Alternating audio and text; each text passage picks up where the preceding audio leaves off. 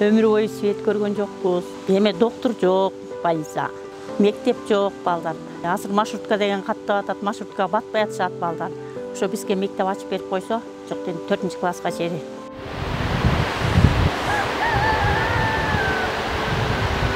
Сыртта 21-кылым өкүм сүрүп жатканына карабай өлкөбүздө мектеби, электр жарыгы, таза суусу, ооруканасы, бала бакчасы, интернет байланышы жок айылдар бар.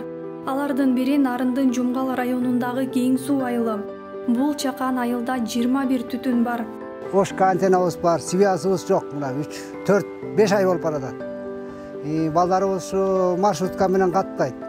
Бул жалмасырабызда да кичинекей маселелер жаралып атат. Кичине түштөп өкмөттөр. Ушу свет биздин проблема, башка эч кандай неме жок. Садыр Өмүр Кожоев ушул эме жолдомокпуз. Свет тууралуу ушуну эртелети балдарга. Айылда ФАПтын жоктугунан улам бейтаптарды унаа табылбай калган күндөрү ат менен коңшу айылдагы ооруканага алып барышат. Тургундар жок дегенде тез жардам унаасы менен камсыздаса деген изги тилектерин айтышты. Скорый жок, кийинки айылга барып укол алып келиш керек болот балдар. Андан тышкары дары-дармек жок, чаектен алып келиш керек болот да. Районнон барып алып келиш керек болот. Ошондуктан бизге ошо скорыйга машина или бир ФАП болсо жакшы болмок. Мисалы мына түнү менен балам температура болду, кайра парацетамол берип эметти да, жакшы болуп калды эми кичине. Аны мындан арты температура болсо билбейм.